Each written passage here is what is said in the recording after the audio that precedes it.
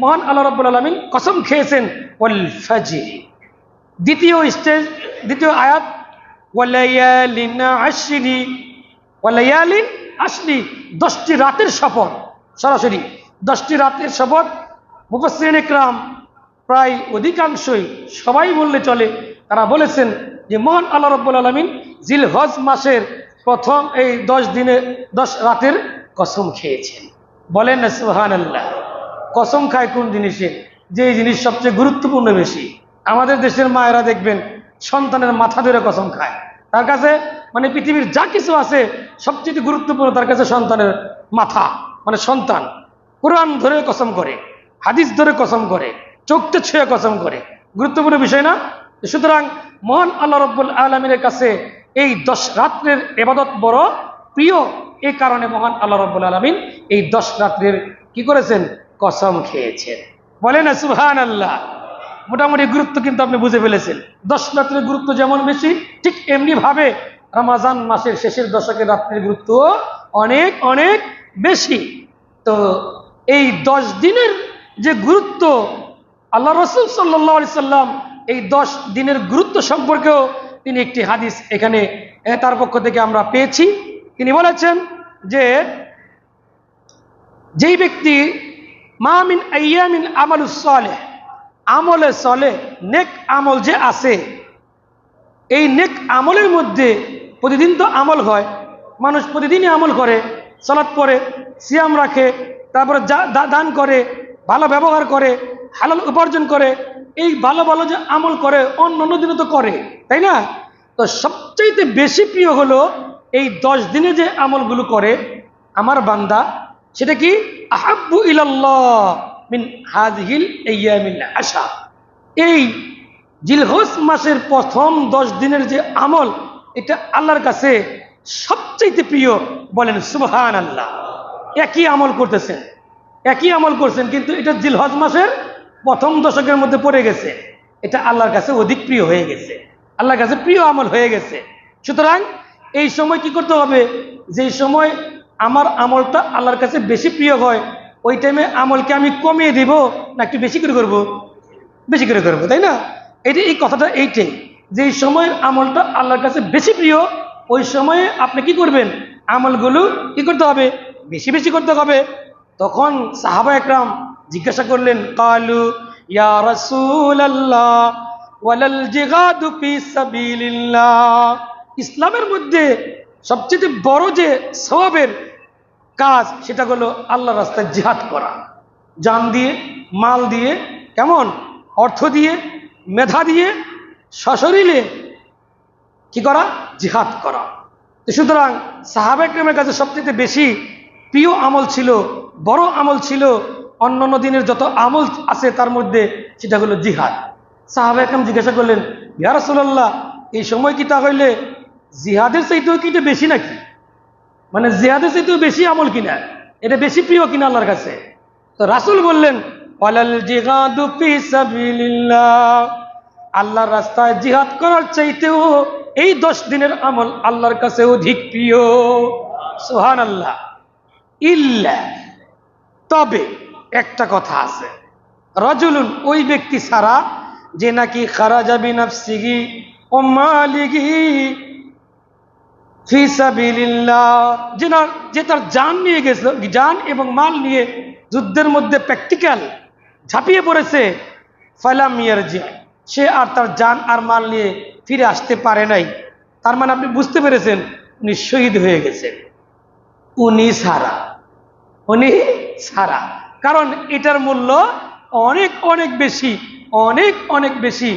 এই শহীদের মর্যাদা মহান আল্লাহর কাছে অনেক অনেক বেশি। তার মানে বুঝাতে চাইলাম, শহীদের মর্যাদার পরেই যে আমলগুলো সবচেয়ে বেশি মহান আল্লাহ রাব্বুল আলামিনের কাছে, সেটা হলো জিলহজ মাসের প্রথম দশকের আমল। বলেন সুবহানাল্লাহ। সুতরাং আমরা সবাই বুঝতে পারলাম যে আমাদেরকে এই 10 দিন কি করতে হবে। এই 10 দিন অন্তত কোনোভাবেই যেন কোনো আমল ছুটে না যায়। দ্যাট মিনস ফরজ তো ছুটবেই না, নফলও যেন না ছুটে। ফজরের 2 রাকাত সুন্নত, জোহরের 6 রাকাত সুন্নত, এমনি তো অন্য ওয়াক্তে 2 রাকাত করে পড়েনি, মসজিদে ঢুকলেই মাগরিবের 2 রাকাত সুন্নত, এশারের 2 রাকাত সুন্নত, এগুলো যেন কোনোভাবেই না ছুটে, বেতেরটা যেন স্পেশাল হয়। ফরজ তো স্পেশাল হবেই, এটার ব্যাপারে কোনো কি নাই, কিলোকাল নাই, মানে তারতম্য নাই, কোনো প্রকারের কোনো কথা নাই। বিনা দ্বিধায়, বিনা বাধায়, বিনা বাক্যে, বিনা আলোচনায় এটার গুরুত্ব অনেক বেশি। ফরজ আবার করতেই হবে, গুরুত্ব আপনাকে দিতেই হবে, মাস্ট বি।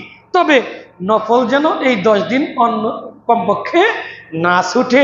ওই কেন কেন রাসূল বলছেন আফদালু আইয়ামিদ দুনিয়া, আফদালু আইয়ামিদ দুনিয়া, দুনিয়ার মধ্যে যত দিন আছে আইয়ামুল আশর, এই দিনগুলোর মধ্যে এই জিলহজ মাসের দিনগুলো হলো সবচেয়ে উত্তম দিন। বলেন না সুবহানাল্লাহ। এই দিনগুলো হলো উত্তম দিন, এই 10টা দিন উত্তম দিন, শ্রেষ্ঠ দিন, সেরা দিন। আল্লাহ রাব্বুল আলামিন কসম খেলেন এই 10 রাত্রের, রাসূল বললেন সবচেয়ে প্রিয় আমল এই 10 দিনের। এবং এই 10 দিন যখন নাকি আসতো, হযরত আবু হুরায়রা রাদিয়াল্লাহু তাআলা আনহু, ওমর ফারুক রাদিয়াল্লাহু তাআলা আনহুর মনে আনন্দে উদ্বেলিত হয়ে যেত।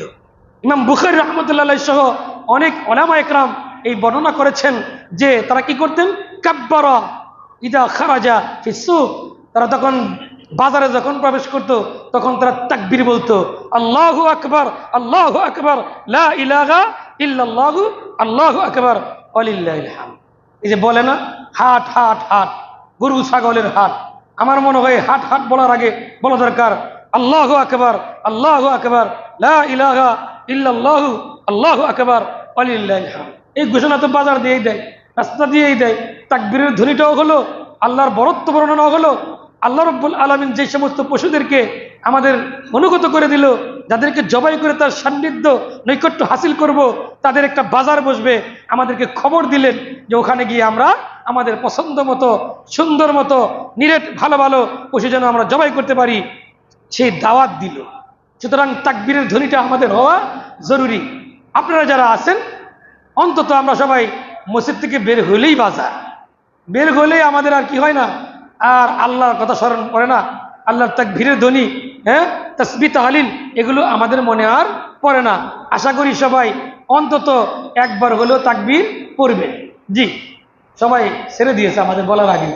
জি, জানলাগুলো বন্ধ করে দিন, এসিগুলো ছেড়ে দিয়ে যান। আলহামদুলিল্লাহ, আলহামদুলিল্লাহ। তো এই তাকবীরটা আশা করি আপনারাও পড়বেন, আমিও পড়বো ইনশাআল্লাহ। তাকবীর, তাসবিহ, তাহলিল এগুলো বেশি বেশি করতে হবে। তাকবীর মানে আল্লাহু আকবার, তাসবিহ মানে সুবহানাল্লাহ, তাহলিল আলহামদুলিল্লাহ, এগুলো পড়তে হবে। আল্লাহু আকবার, সুবহানাল্লাহ, আলহামদুলিল্লাহ, আল্লাহু আকবার, লা ইলাহা ইল্লাল্লাহ, আফজালুজ যিকরি লা ইলাহা ইল্লাল্লাহ, সর্ব উত্তম জিকির হইল লা ইলাহা ইল্লাল্লাহ। আফদালুল আইয়াম আইয়ামুল আশরা, আইয়ামুল আশরা, সর্ব উত্তম দিন হইল এই জিলহজ মাসের প্রথম দিন। জিলহজ মাসের প্রথম দিনের এই প্রথম দশকের এই দিনগুলোতে আমরা বেশি বেশি বলবো লা ইলাহা ইল্লাল্লাহ। সুন্দর একটা আমল সম্পর্কে আমরা জেনে গেলাম ইনশাআল্লাহ। সুতরাং বছরের মধ্যে শ্রেষ্ঠ দিন যেমন, আবার বলা হয়েছে এই প্রথম দশকের দিনের এটা নিদর্শন, মহান আল্লাহ রাব্বুল আলামিনের একটি নিদর্শন রয়েছে। যতগুলো নিদর্শন রয়েছে এই 10টা দিন এইগুলো হলো নিদর্শন। আল্লাহ রাব্বুল আলামিন কিন্তু অশ-শামসি ওয়া দুহাহা, শামস সূর্যের কসম খেয়েছেন, এটা একটা নিদর্শন। ওয়াস-সামাই ওয়া মা বানাহা, আসমানের কসম খেয়েছেন, এটা একটা নিদর্শন। এরকম বিভিন্ন ভাবে আল্লাহ রাব্বুল আলামিন অনেক কিছু কসম খেয়েছেন, তার মধ্যে চন্দ্র, সূর্য, নক্ষত্র, গ্রহণ এগুলি যেমন সম্মানের, এগুলো যেমন কি নিদর্শনের, ঠিক এমনি ভাবে এই প্রথম যে দশক এটাও কি আল্লাহ রাব্বুল আলামিনের নিদর্শনাবলীর মধ্যে একটা নিদর্শনাবলী। সুতরাং এই দিন কি করতে হবে, নিদর্শনাবলীকে সম্মান করতে হয়। যালিকা, এটা আল্লাহর বিধান। ওমাই ইউআযযিম শাআইরাল্লাহ, যারা নাকি আল্লাহর নিদর্শনাবলীকে সম্মান করে, ফাইন্নাহা মিন তাকওয়াল কুলুব, আর এটা হয় অন্তরের প্রশান্তির জন্য, মানে আল্লাহ ভীতির, তাকওয়ার ভীতির অন্তর পক্ষ থেকেই আল্লাহর শিয়ারের নিদর্শনাবলীর সম্মান করে থাকে। প্রিয় ভাইয়ের আমার, সুতরাং আমরা কি করব, এই জিলহজ মাসের প্রথম দশককে কোনোভাবেই হেলায় খেলায় কাটাতে পারি না। প্রথম দশকে সাথে আমরা গুরুত্বের সাথে আমল করব। কেন করব? এই প্রথম দশকের গুরুত্বটা অত্যন্ত বেশি। এখানে কিছু কিছু আমল আছে আম, আর কিছু কিছু আমল আছে খাস। আম তো বুঝেন, আম মানে সাধারণ, জেনারেল, ইংলিশে বলে জেনারেল। যেই আমলগুলো এই 10 দিনও করা যায়, অন্য মাসেও করা যায়, এটা হলো আম আমল। যেমন আমরা সালাত পড়ি, আম আমল। তারপরে আমরা তাসবিহ পড়ি, তাহলিল পড়ি, তওবা করি, এই 10 দিনও তওবা করা যায়, আগেও করা যায়, পরেও করা যায়, সারা বছরে করা যায়। এগুলো কি? এগুলো আম ইবাদত। সুতরাং এই আম ইবাদতের মধ্যে যেমন ফরজ সালাতগুলো যেন কোনোভাবে আমাদের না ছুটে। এটা জেনারেল ইবাদত। ফরজ সালাত আমাদের এই 10 দিনে পড়তে হবে, আবার 10 দিনের পরেও পড়তে হবে। যতদিন দেহে আছে প্রাণ ততদিন পড়তে হবে এই সালাত। সুতরাং সালাত ছাড়ার কোনো কায়দা নেই। আমরা এই 10 দিন 5 ওয়াক্ত সালাত তো পড়বই, জামাআতের সাথে পড়বো ইনশাআল্লাহ। ঠিক এমনি ভাবে নফল সালাত কিন্তু আমি ছাড়বো না। এটার অনেক গুরুত্ব রয়েছে, অনেক গুরুত্ব রয়েছে। তওবা, এই তওবাটাও আমাকে করতে হবে। তওবাটা অন্যান্য সময় যেমন করা যায়, ঠিক এই 10 দিনের তওবাটাও আরো বেশি গুরুত্ব বহন করে। এই 10 দিনের মধ্যে তওবা করাটা, বেশি বেশি তওবা করাটা, এটা কি করে? আরো বেশি গুরুত্ব বহন করে। যে যত বেশি তওবা করবে, ওই ব্যক্তির তত বেশি আশা আকাঙ্ক্ষা পূরণ হবে। ওই ব্যক্তি আল্লাহর কাছে তত বেশি প্রিয় হবে এবং কাছাকাছি চলে যাবে ইনশাআল্লাহ।